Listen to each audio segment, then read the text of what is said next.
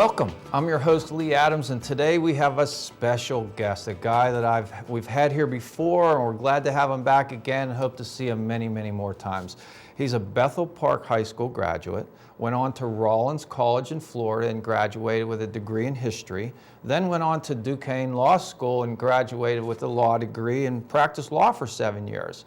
Went into politics, tried to run for office, was elected to the Pennsylvania State House of Representatives for 3 terms. Just recently in 2012, he was elected to the Pennsylvania State Senate, the 37th Senatorial District, which covers Sewickley, the airport corridor, much of the South Hills, and Peters Township. He's the minority chair of the State Government Committee. And I'd like to welcome Pennsylvania State Senator Matt Smith. Matt, it's great to have you back. Great to be with you, Lee. What's life as a senator like? Well, you went from the House, now you're a senator. What's it like being a senator? Yeah, it's really exciting. I mean, there's a great opportunity in our state Senate to forge bipartisan compromise and really try and tackle the issues that we're dealing with here as a Commonwealth in 2013 and on into 2014. And we have, since the last time I was here, we have all of our offices up and running. We have our constituent office in Mount Lebanon on Castle Shannon Boulevard. We have an office in Moon Township on Beaver Grade Road. And then we're very fortunate to continue on with a satellite office that Senator Pippy had in Peters Township 2 days a week, all day Tuesday and all day Thursday. And that really affords me and my staff the opportunity to get into the community, which I think is really vital for any elected official, to get into the community, talk to the elected officials, talk to the residents, talk to all the stakeholders in each of our communities and really learn about the issues impacting those communities and how we can best address any problems that the local folks may have in Harrisburg. You know, I've seen you out and about the communities. I've seen you at several Eagle Scout ceremonies, and I can only imagine the things that you do and where it takes you. I'm sure it's really great. You get to meet tons of people, but do you ever have any free time? Yeah, with the free time I have, I spend with my wife and 3 kids. That pretty much takes up the bulk of the non-working time, if you will. I have a 6-year-old, a 4-year-old, and a 2-year-old, wow. And they're very excited, obviously, around the holiday season, and they occupy a lot of our time, and we just have a lot of fun as a family at home. We're going to one of the many parks that we have here in the South Hills, and it's a really enjoyable break from the workday. I typically work or have events 7 days a week, and when I'm not going to those events or not in the office or not in Harrisburg, I'll spend the time with the family. It's a really nice break to sort of keep you very well grounded from some of the things that we do day in and day out in government. How often are you in Harrisburg, and how often are you back home? Yeah, we're in Harrisburg about 2 weeks a month, and what I mean by that is a session week is Monday to Wednesday. So I typically leave Monday morning, get up there for session. We start session Monday at 1 p.m.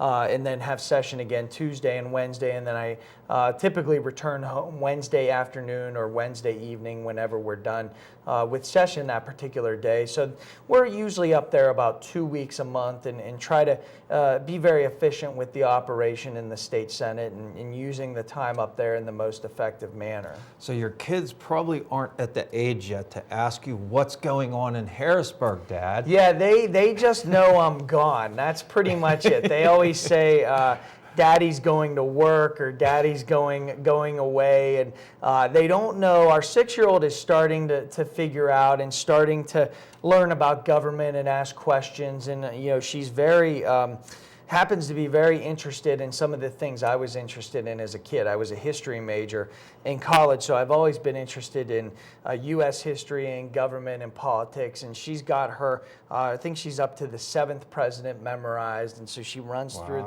the opening list, and she knows a lot about Abraham Lincoln and government and things like that. So she may have acquired whatever bug I have for history or politics. So she's memorized 2 of my relatives, John and John Quincy. She's gotten to that point. Yes, she's all the way up there. She got the important one. Well, and exactly, and she knows they were father and son too. So I've added that in. Of course, the first father and son combination until President Bush and President Bush. So it's been really interesting trying to impart some of that knowledge and love of history to her. Well, you know, it's funny because when I had children, I thought I've always felt politics is very important. And the reason is because you're making the laws that we have to live and abide by. So I know some people get tired of it and they get sick of it and they don't want to hear the attack ads and this and that. I understand that, and I think we all understand that. But it's so important, the work that you do in Harrisburg and in Washington, D.C. So I've always known that inside. So what I used to do when I had young kids is when I went to vote, I used to bring them in the booth with me, and I would pick who I was going to vote for, and I'd let them pull the lever, because I just wanted them to understand that this is an important thing that we're doing. And there's a lot of people in this world that would give a whole lot just to have this freedom to do that. Mm-hmm. Are you with me on that? Yeah, we do the same thing. Ever since our oldest daughter was born, I brought her in, and then the other two children we bring in every single year, primary election and the general election, because I've always felt that that day is a very special day. Whether it's the primary or the general election in November, and we as Americans get to exercise our right to vote. And it is a duty, too. I think it is a duty to vote because so many individuals, our veterans and those who supported veterans and continue to support vets on the home front, have sacrificed and given up so much for all of us to be able to have the right to vote. And I think I've always worked to try and increase electoral participation. I think it's very important to get as many people as possible to the polls. And I also think it's important to instill that love of democracy and that real passion that you have and I know I have for voting in every election to the next generation. So certainly something that my wife and I have tried to instill and will continue to instill in all of our children. And it's a very important day. And I've always, my wife laughs at me sometimes because I've always looked, even before I was elected, with real excitement at Election Day, because it's sort of the culmination of various campaigns, whether you're involved in the campaigns or not. And it's a great day where Americans gather at the polls. Individuals offer up their time to work at the polls for a campaign or a candidate. Other individuals work for very little pay inside the polls to make sure everything's operating very smoothly. And it really is every two times a year a celebration of democracy. And I think it is vital that we go exercise that right to vote. And not only that, but also remember all of the men and women who have sacrificed in order to afford us the right to vote and afford us the opportunity to really dictate our own government. And that's a very special and unique thing, and it's a special thing in the American culture, if you will, as well. It really is, and it makes me think of how important our police are and our military folks are, because they protect us here in our streets, and our military folks are putting themselves in harm's way along with our fire and our police and our EMTs. They're putting themselves in harm's way to make sure we're safe here, but also they preserve our freedom overseas. And I mean, that's just such a big deal. And I know you do some things with military issues with your term, and why don't you talk a little bit about that? Yeah, one of the big initiatives that I've pushed over the last year or so is to allow military and overseas voters, and particularly military voters who are overseas, individuals in the military, the opportunity to submit their ballot electronically. So basically allow them the opportunity to vote electronically. The way it works now is if you're in the military and you're stationed in Iraq or Afghanistan, you can request your absentee ballot electronically. So you can send an email to your county of origin and get request the ballot electronically, but it has to be mailed to you, and then you have to fill it out and mail it via the regular snail mail back to your county. What my bill would do is allow them the opportunity to ask for the ballot electronically,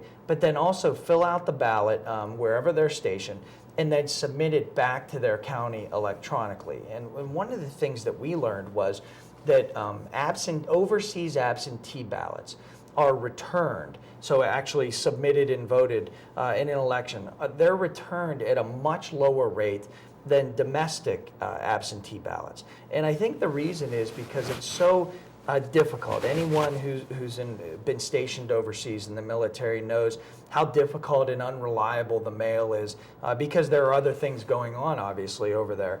And so the mail may not get there on time, it may not be returned on time. So I feel like a very common sense and responsible measure is to allow those military voters, those individuals who are literally day in and day out and hour by hour protecting our right to vote, let's give them the opportunity to vote in the most efficient, the easiest, the most effective way possible. We believe that that most effective way is to allow them to return that absentee ballot in an electronic fashion. And it gives the military folks, the men and women who are defending our freedom, just a little bit more peace of mind that we're doing everything we can here domestically to make their lives a little bit easier. And to me, it's a common sense measure, and we've been able to generate significant bipartisan support for it. It came out of the Senate State Government Committee, of which I'm the minority chair, about 6 months ago, and it's on the Senate floor right now, and we're working with the Senate Majority Leader, Senator Pileggi, who's been a really good ally to have in this effort. We're working with him to try and schedule a Senate vote, and hopefully we'll be able to do that in the near future because, again, it's something in my mind that's common sense, and we need to do everything we can that's humanly possible to support our men and women in the military. I don't think you get any argument with anybody there. And you know, it's good to see that today because I think after the Vietnam War, you know, the veterans came home and they weren't welcomed much in this country. It was a very unpopular war. There were a lot of protests in the country.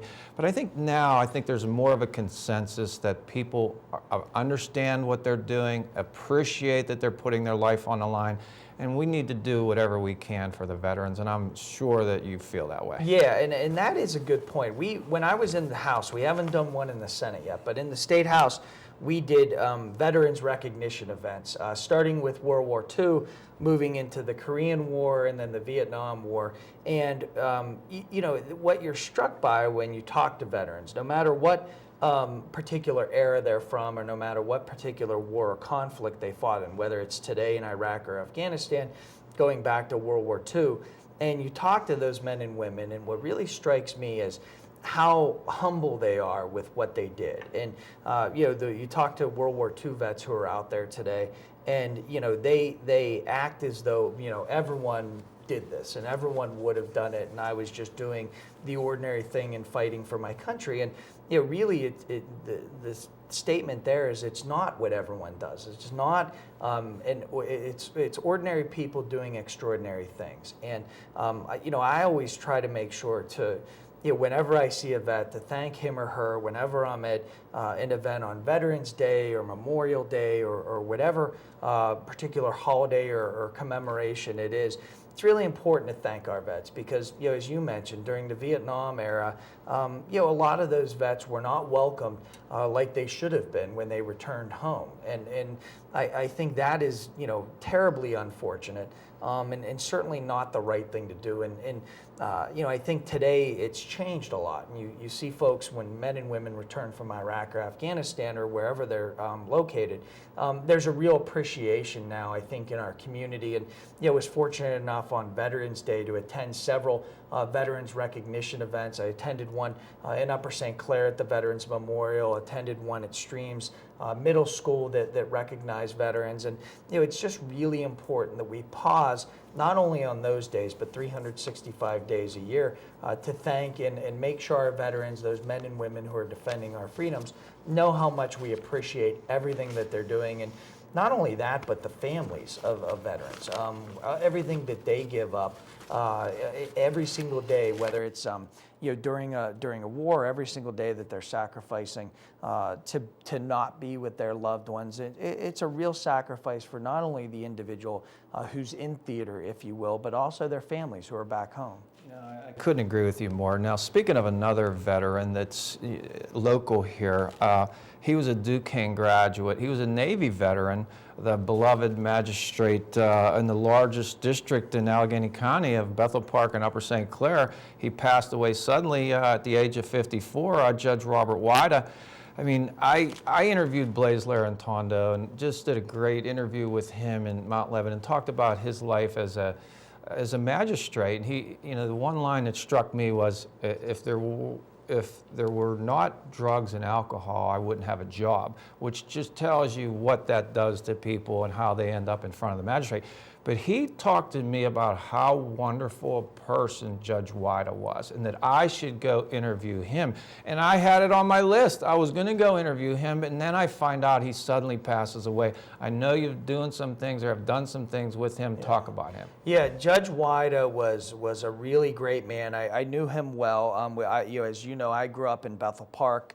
Judge Wida grew up in Bethel Park and lived in Bethel Park, and it was just a fantastic guy. I actually had the chance to be with him at a young individual's graduation party about a week before he passed away, and his passing caught us all by surprise. And the thing that really struck me in the days and weeks and months that have passed since Judge Wida's passing is that no matter who you talk to, whether it's the police in Upper St. Clair and Bethel Park, whether it's the lawyers who appeared in front of them, the individuals who appeared in front of them, the parents of the children who appeared in front of them, the one thing that really stands out that was uniform is, number one, everyone loved him. Everyone really liked and respected Judge Wida. And number two, everyone thought they got a fair deal when they went in front of Judge Wida. And the individuals who went before him, the kids with substance abuse issues, felt like they were getting a fair deal from him, and their parents felt like that Judge Wida was struck exactly the right balance between being too lenient and being too hard. And he wasn't a pushover at all, but he also wasn't someone who exercised the power of his bench in an indiscriminate way. It was always very thoughtful, it was always very caring, and it was always with 125% compassion for that young boy or girl who was before him. And that's the thing that really struck me as you talk to people at his wake, as you talk to people at his funeral mass. It was something that was really very moving for me in the days immediately following his passing. And I was very happy to join in a bipartisan way with Representative Marr and Representative Dan Miller in sponsoring a Senate resolution on my end and then a House resolution on their end, honoring the life and legacy of Judge Wida. And what's so great about the opportunity to do a citation like that and a resolution for someone like Judge Wida is it gives us the opportunity to talk to other members of the state Senate about what kind of impact Judge Wida made in our community. And to be able to tell individuals from Philadelphia and Scranton and Erie and all corners of Pennsylvania about what Judge Wida did in his life. And that was a real, really positive thing, I think, for all of us who were able to tell the stories about what Judge Wida, what Rob did during his life to help so many people whose lives were impacted in a positive way by his work. Yeah, it's just a great guy, and I'm sorry that I never got to him before that happened. I just in no way could have expected that. Now, it dawns on me, recently I was doing an interview with Rich Engler, who was the Caesar Engler Productions, and he was telling me about all his promotions, and he was starstruck by a time when he met Paul McCartney and Bob Dylan. Well, it seems to me like you've walked into the State House, now the State Senate. Have there been times when you think, wow, that you were struck with somebody that you met that really impacted you? And it doesn't even have to be a celebrity, just people that have made an impression on you, some things that come to your mind right away. Yeah, there's always colleagues make an impression on you. The two people who have always, in the political sense, other than my family, been sort of my guiding mentors, if you will, in a way, are number one, Greg Feit, who is the state rep in my old House district from 1990 to 96. He really instilled on me at a very early age, a very early time when I was running for office, that this really is a privilege to hold one of these spots. And you're not only representing yourself, you're representing all of the constituents in your district, and you are a reflection in many ways of your district. So carry yourself with that kind of respect and that kind of integrity when you're doing your work in Harrisburg. And that's the thing that Greg always instilled in me, and which was a very positive thing at a very early age as an elected official. And he also, always emphasized and still emphasizes with me, working hard, going to all the events that you can possibly attend, going and talking to constituents in your community on a day in and day out basis, whether it's at the Giant Eagle, whether it's at the South Hills Village, whether it's knocking on their doors when you're not running for office. All of those things help inform you as an elected official. And the other person that may surprise you a little bit, who's always been sort of a really great friend and political mentor, is Judge Mike Fisher, who represented the state Senate district that I hold now for 25 or so years in the 80s and 90s. And Mike was, from a very early age in my life, my dad and Mike actually went to South Hills Catholic together. So they know each other, South Catholic, very well, went to South Catholic together, so they know each other very well. And when I was growing up, I got to know Mike and his family, Mike and Carol. And, through my law career, as I was practicing, going to law school and then practicing, Judge Fisher was always sort of there to provide advice, has been a great friend for a very long time. And, he, particularly as I moved over to the state Senate and took a spot that he held at one time, has been a real, great friend in terms of, advice and general thoughts on what the state Senate is like. And, he's been a real political mentor in a lot of ways for me. Well, it's interesting because both of your mentors, Greg Feit and Mike Fisher, they were both guests on our show back when we were in the Industrial Boulevard studio in Bethel Park when Mike was running for governor and Greg was, he was a legislator at the time. So really, I understand what you're saying. They were two wonderful human beings. My daughter got to meet Mike, and we're driving home, and we're hearing him on KDKA, and she's like, "Dad, you were just with him." I said, "Yeah, well, he's a busy guy. And he's running for office, and he's got to talk to everybody, honey." But anyway, two really wonderful guys. And so, are you happy thus far with where you're at? Yeah, I'm very happy. I mean, again, I view it as a genuine privilege to be able to hold one of these positions. And moving over from the State House to the State Senate and holding the position of State Senator now is an enormous responsibility, and it's an enormous privilege to be able to go to Harrisburg when we're out there and work for the residents of the 37th Senate District. And, even more so to some extent when I'm back home and working on issues locally, being able to go to various community meetings and make an impact on behalf of residents in Upper St. Clair, in Bethel Park, in Mount Lebanon, in Peters Township, and take their concerns to the various meetings locally and also address their concerns in Harrisburg. It's been a real great opportunity. I've learned a lot that I didn't know before since I've been in the state Senate. Certainly new areas that I didn't have the chance to represent in the State House, like Upper St. Clair and Peters Township. I now represent in the state Senate, and it's been great to get to know all of the elected officials, all of the borough and township personnel in the various communities. And I obviously, growing up in Bethel Park, knew Upper St. Clair very well. I played basketball at the municipal courts, played basketball at Wiltshire, my whole life, literally. And it's been great to represent Upper St. Clair as a state senator and really learn even more about the community than I knew before I was elected to the state Senate. So what do you do as the minority chair of the state government committee? What do you get into? Yeah, we work a lot with the majority chair, whose name is Lloyd Smucker. That committee. The jelly? Yeah, no relation to the jelly. No, he's from Lancaster. Yeah, PA, and at least I don't think he's related. I could probably ask him though. I should ask him. Maybe he'll bring some jelly to the next committee meeting. But he's a really good guy. Has the interest of his district in his mind, and he's been really great to work with.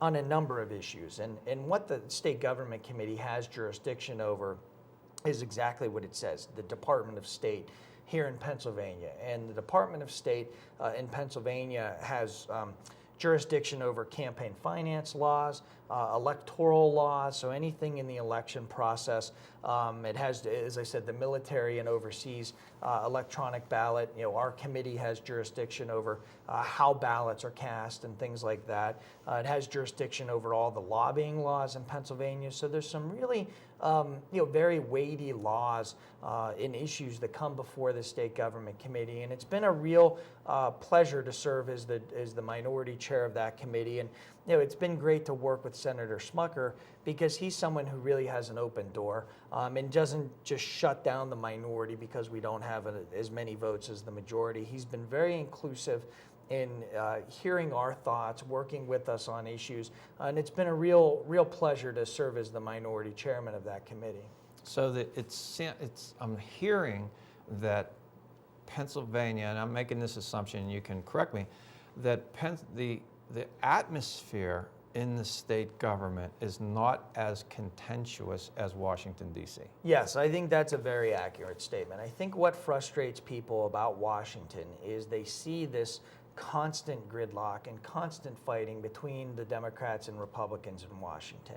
And they don't see the ball moving forward. They don't see consensus. They don't see compromise coming out of Washington at all. And I think that Harrisburg presents, as far as I can tell, a much brighter picture as it relates to bipartisan compromise. As I said, I work a lot with Senator Smucker, who's the Republican chair of the committee, on a whole host of issues, whether it's my military and overseas ballot issue, downsizing the legislature, which is another issue that comes before our committee. Both Senator Smucker and I are very full-throated supporters of cutting the size of the legislature, and that's a perfect example of an issue that Democrats and Republicans alike can work together on to try and make things better for Pennsylvanians. But how realistic is it to have representatives vote their job away? And that's the most common question I get, and this is an issue that I've been pushing since I was elected to the state house. And things are changing out there. And just a perfect example, just this week, the state house is going to vote on a bill to downsize the House and downsize the Senate, and they'll pass it out of the House. We were able last year to pass a bill out of the state house. I voted for it to cut the House and the Senate. Unfortunately, at that time, it died in the state Senate last year before I got there. This year, as I said, this week, the state house will pass a bill this week to cut the size of the House from 203 to 153 and cut the size of the Senate from 50 to 38. It's incumbent then, once that happens, and it should be happening imminently, for the state Senate to take it up. And I'm going to send a letter in the near future to Senator Smucker because my committee has jurisdiction over that legislation.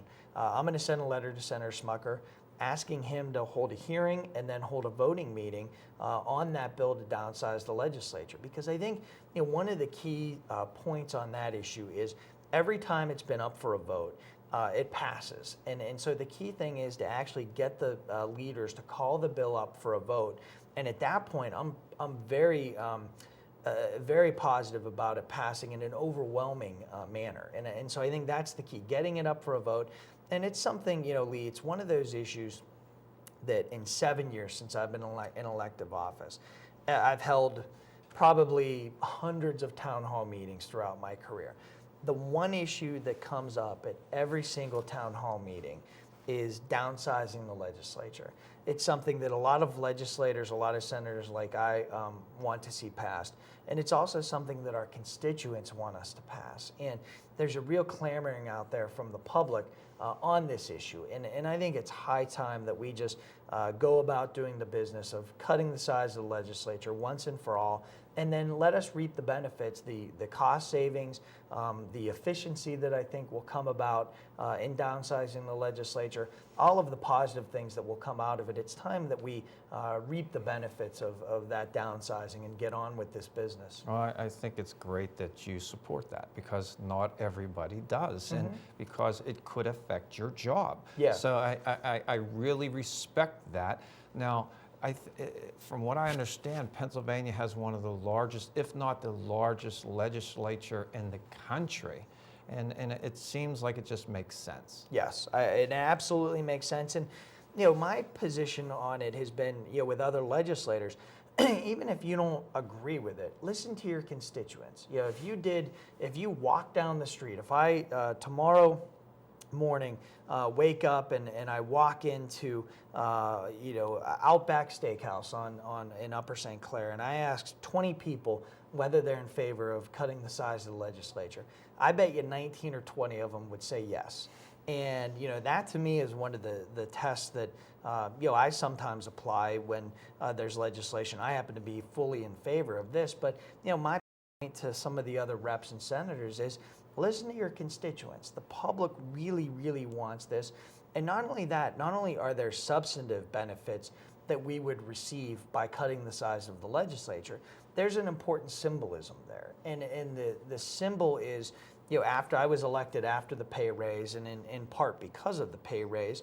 And, you know, one of the things that frustrates people is we did a lot of really positive reforms in 2007 and 2008. We changed the rules of the State House to make it more open and transparent.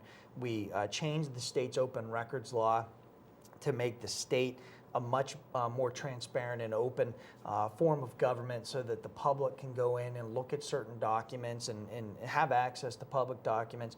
But the one thing that we weren't able to do at that point and haven't been able to do since is downsize the legislature. And it would send a really important, as I said, it's important substantively, but it would also symbolically send a very important message to the public that we get the need to downsize the legislature. And you know, it's frustrating for me sometimes because I've been advocating for it for 7 years now. But I think, you know, those of us who are in favor of it just need to keep pushing it on a day in and day out basis to make sure it happens. Well, I wish you luck. And, Thank you. Yeah, I really do. I mean, I think approval ratings in Washington, D.C. are at about the lowest that maybe in history. Yeah. So imagine passing something like this. That would just reverse that trend in the state of Pennsylvania, and it would be a great thing. And I think it would be national news if this happened, and in a positive way. So I wish you the best there. Thank you. Now, I know you do not have jurisdiction over this, but I want to bring it up because it's on a lot of people's mind, and it's the Affordable Care Act, aka Obamacare. Got off to a very inauspicious start. The president admitted he fumbled the ball. It's riddled with problems, the website. People are receiving letters that the insurance that they have now is going to be canceled. They're also finding out that some of their premiums and out-of-pocket costs are going up. And there's a lot of concern out there. And I would have to assume that people have contacted you about this. And when they do, what are you telling them? Yeah, one of the things that I've always advocated for, you know, as you said, the decision to go ahead with it was a federal decision made by Congress and the president. But now that it's the law of the land, as a state, we need to do everything we can to make it as efficient and effective as possible, and to make sure that we're really serving the taxpayers of Pennsylvania in the best manner possible. And one of the great disappointments I've had related to this issue is there's really two of them, that both decisions that were made, you know, in Harrisburg. Number one is the decision not to opt into expanded Medicaid coverage. That would be about a $400 million savings for the Commonwealth of Pennsylvania if we did that. And you know, the way I look at that particular issue is every taxpayer who's working and employed, on your payroll deduction, you'll see in some way, shape, or form a Medicaid tax deduction. So we're all paying into this system, Medicaid, Medicare, et cetera, et cetera. Other states have made the decision to opt in. You know, Governor Christie in New Jersey has done it, Governor Kasich in Ohio, two states bordering us, two states led by Republican governors, so it's not a partisan issue, have decided to opt into Medicaid coverage. For some reason, Governor Corbett has not done it. I think it's a grave mistake, because I think what happens is we're sending money down to Washington, D.C. in the form of taxes. We're not getting any of that money back. So now that money, instead of going to Pennsylvania to pay for expanded Medicaid coverage, is going to Ohio to pay for Ohioans' expanded Medicaid coverage. And it's going to New Jersey to pay for New Jerseyans' expanded Medicaid coverage. So we're not getting any of the benefit of the money the Pennsylvania taxpayers are paying. So that's a real, I think, problem for us as a state in that we're not getting the full maximum benefit that we really could, that Governor Christie and Governor Kasich have decided to do for their states. The other big issue I think we need to confront here in Pennsylvania is, like you said, those who have insurance coverage that they're very happy with at this time should be allowed to keep it. No matter what the form of insurance coverage is, if they're happy with their insurance coverage, individuals who have coverage that they're happy with should be able to keep it. So the state insurance commissioner is working right now on ensuring that transition is made as easy as possible, so that people who have insurance right now are allowed to keep it. And it's something that is really the right thing to do. And I'm very hopeful that the insurance commissioner will figure out a way to make sure that is the case going forward. Another issue that I have seen talked about on national news programs talking about the state of Pennsylvania is the Pennsylvania voter ID law. Now, Republicans obviously very much in favor, many of Democrats not in favor.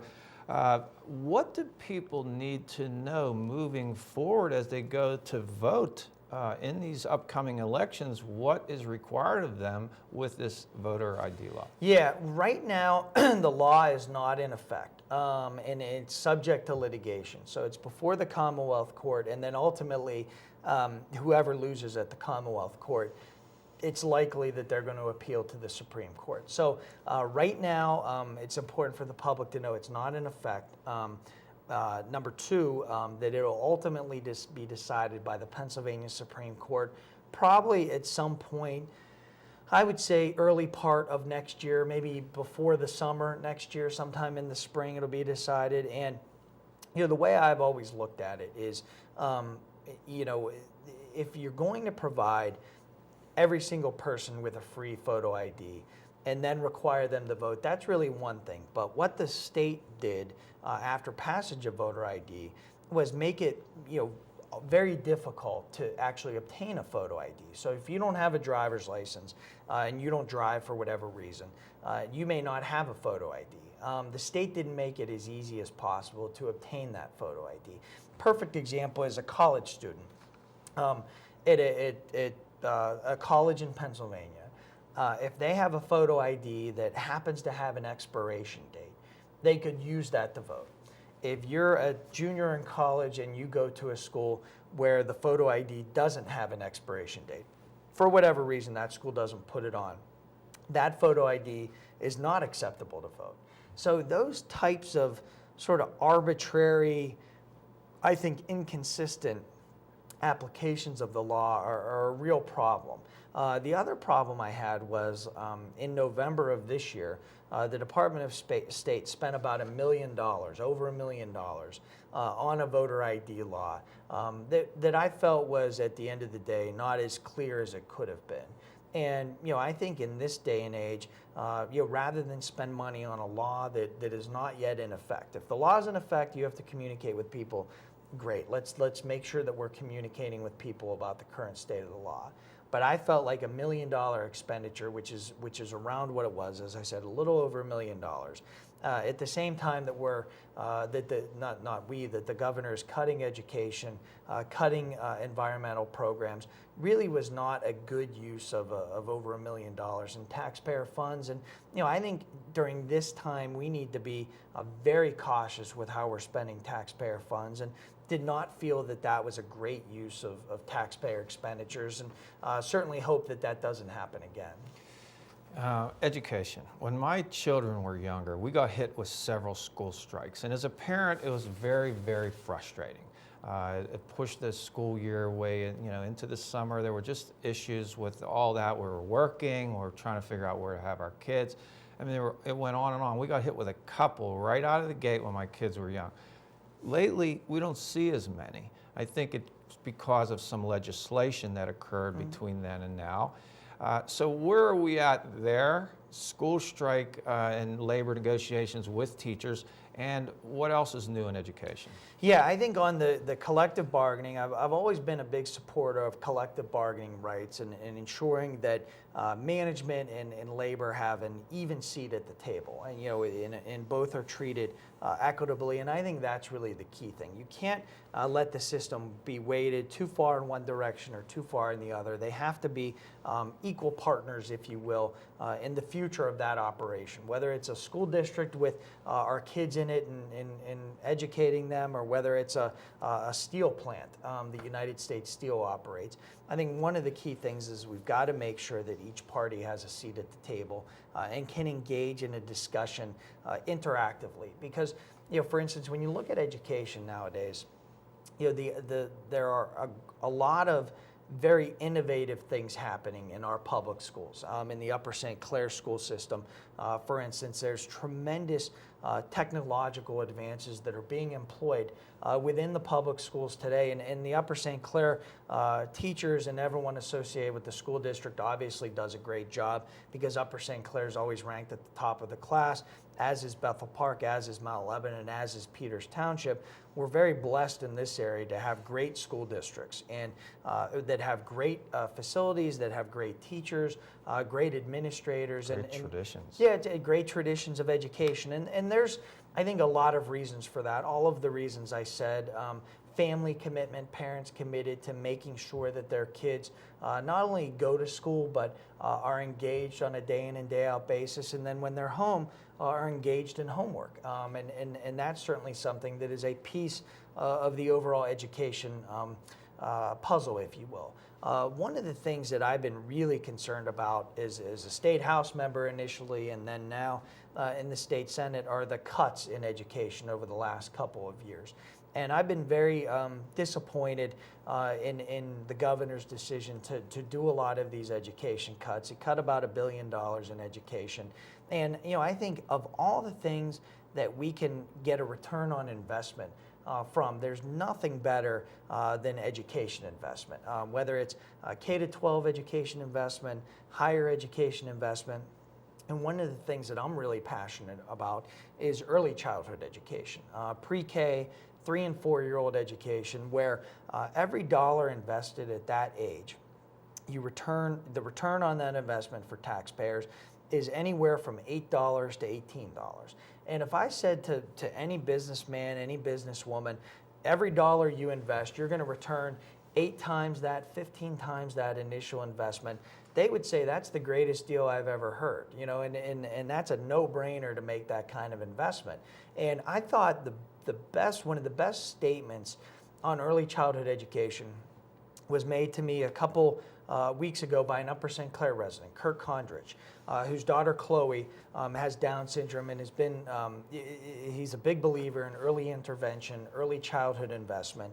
And what Kurt said to me really, really hit home. He said, I'll go around and I'll talk to legislators, and they say, well, it's a really tough budget year. Times are really tight. We don't have that much money to invest.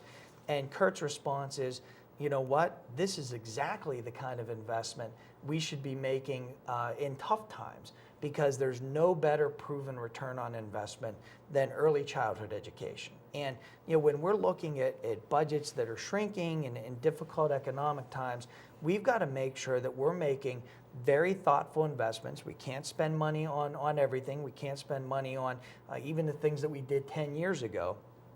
So it's even more important nowadays to make sure that we're putting every investment that we make through a really rigorous analysis. And there's no better return on investment than every dollar we spend educating a 3-year-old boy or girl or 4-year-old boy or girl, and giving those kids the building block and the foundation that they need to be successful in kindergarten up through 12th grade, and then into college or postgraduate work, whatever they do. Well, I don't think anybody can argue with that. However, someone has argued with it, and someone has won that battle. And it is tough to balance this budget. You've got to take from a lot of places. And I get the the difficulty in doing that, but I do hear what you're saying, and I think it provides a lot of merit. We talked about this the last time you were here. I want to just kind of go over it again a little bit. Organ donation.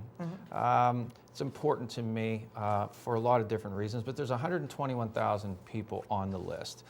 Now on Facebook, they have a donor registration button that you can hit, which has been a great thing for donor rates. Some countries in this world have this opt-out program, meaning you have to opt out not to be an organ donor. We in this country, you have to opt in. So you would think that because 20 plus countries have opt out, that they would all just have a lot higher organ donor rates, but they don't actually. We're the fourth highest donor rate in the world, even though we have an opt-in, and I think it's because of education. Now, but we lead the world in actual transplants that are done. Now, interestingly, the gold standard for this is Spain. Spain has 35 donors per million. Croatia's second with 34, Portugal with 28, and the United States comes in fourth with 26 donors per million in an opt-in program. So that just shows you education works here. Israel does something interesting. They provide an incentive. Israel says that if you ever need a transplant, and you're given priority if you're a donor.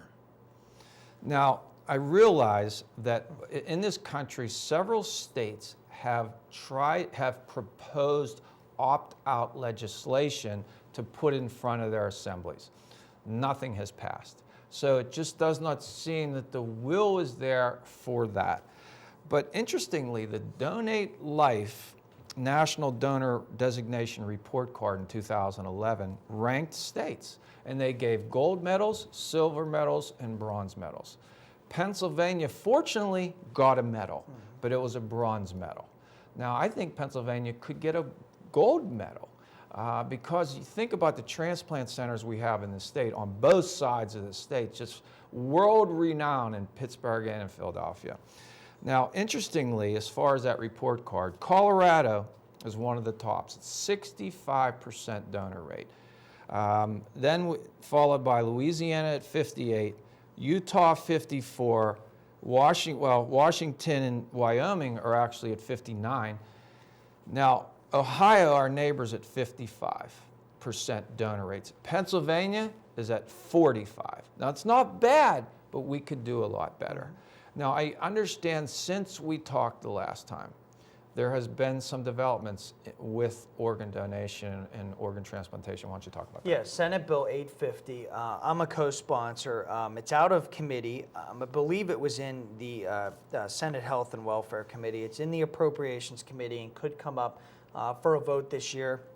Updates the law for best practices, establishes a framework for education to make sure that individuals in high school and college and medical and nursing schools know about the importance of organ donation, and also clarifies the method of making those donations. So to me, a lot of what we can do is improving our education and outreach efforts and making it as widely known as possible that this is something that's out there, it's something that will benefit communities, it's something that will benefit families, something that will benefit individuals. And to me, we've got to make every effort possible at the state level to make sure that we're on par with those other states, and continue to push every single day to make sure that we are, because it's something that in terms of when you look at other states like Ohio and other states that you mentioned, and making sure that we're on par with those states,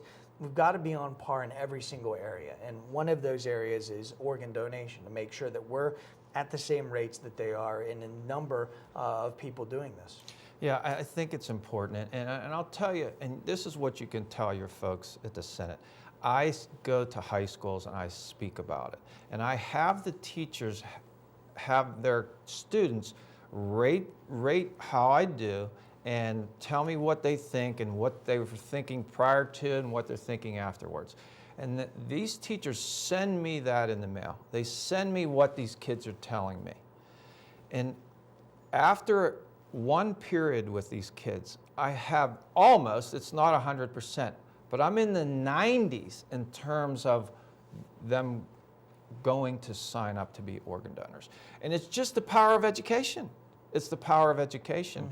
And I'm glad that we do have the $1 checkoff on our license or Yep, registration. exactly. And that goes towards education, which I think is one of the big reasons why we're at 45%, but I think we can do better. But I appreciate you looking into it Yeah, and we'll being keep part pushing of it, believe me. I appreciate that.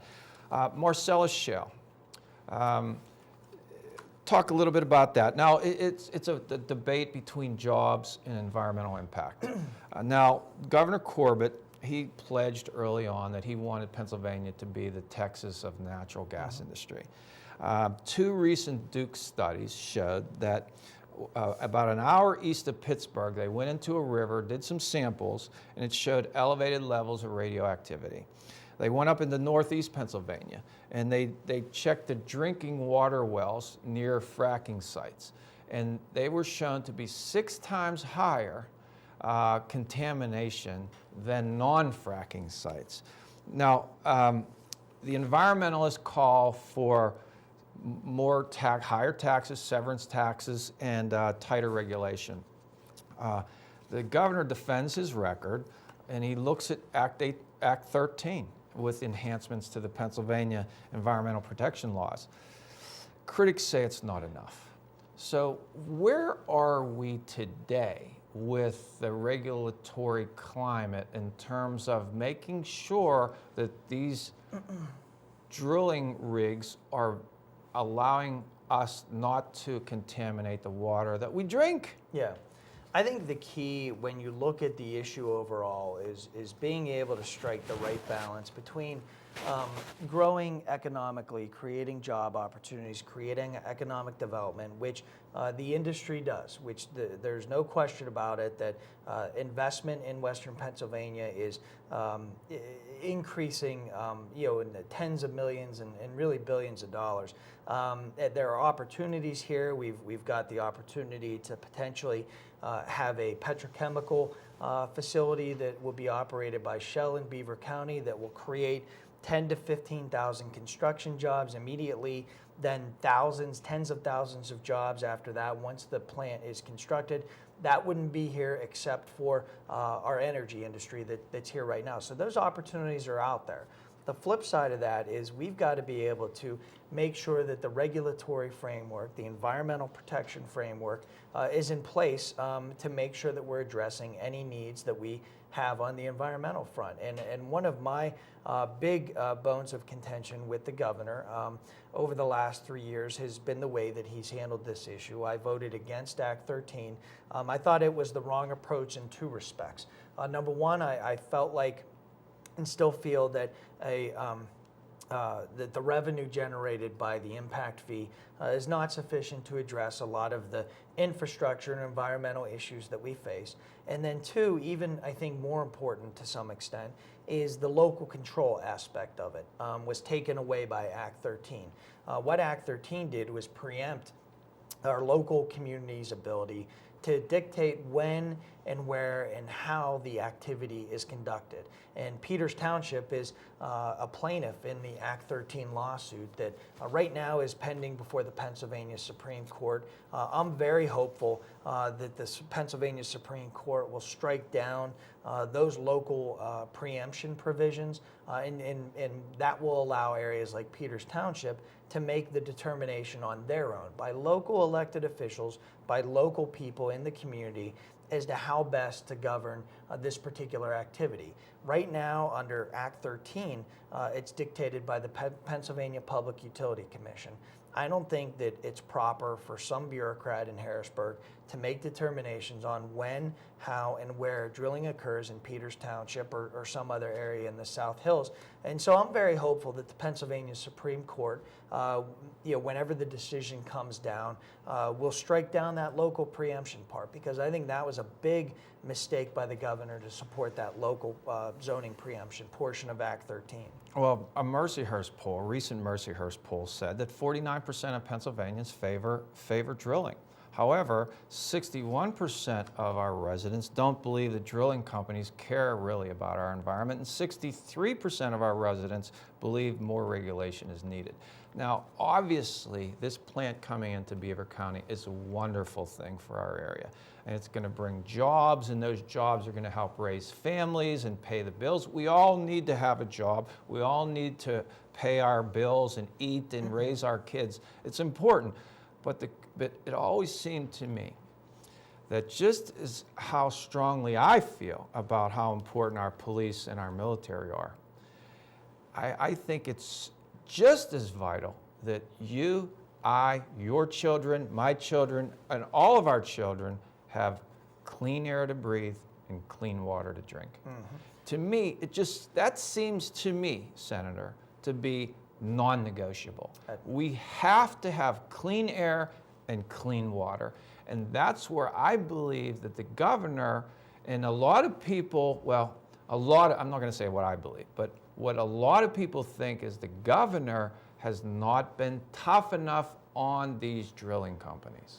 I think that's accurate. And again, going back to Act 13 on both issues, the lack of revenue as well as the local zoning issue, on both of those issues, I think the governor went way too far in the favor of not protecting the environment. And, there's a way, I think it's a false choice to say that you either need to do either or. You need to either have the energy activity, or if you want that, then you can't protect the environment. I actually think we can do both. I think we can have a robust, significant economic development, job creation, energy industry here in Western Pennsylvania, but at the same time ensure, like you said, that our air is safe, that our water is protected, that our communities are protected, and all of those things can still be present with a robust energy industry. And I think that's the balance that we have to strike.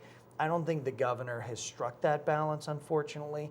I think he's gone way too far in one direction. And hopefully, one of the big steps whenever the Supreme Court releases its opinion and decision on the Act 13 lawsuit, hopefully that will start the debate again, and we'll be able to go at this issue in a really thoughtful and reasonable way, and in a way I don't think the governor did, which is a thoughtful, reasonable, community-based approach. And hopefully once that decision comes out, we'll be able to restart a negotiation on how to do this the right way. Well, Pennsylvania Senator Matt Smith, the hour just flew by like it always does when you come here. It's always a pleasure to have you here. Thank you. I know that you really do your best for the people in this area, and I really appreciate you taking your time to spend an hour and to talk to myself and to let your constituents see what's going on. And I wish you and your family the best as you move forward. Thank you. I appreciate it. And happy holidays to everyone. Thank you very much. Thank you. And I hope you enjoyed our show with State Senator Matt Smith. Thank you for watching. Please join us for another edition of The Lee Adams Show. And I just ask you this, please consider being an organ donor. Give the gift of life. Take care, everybody.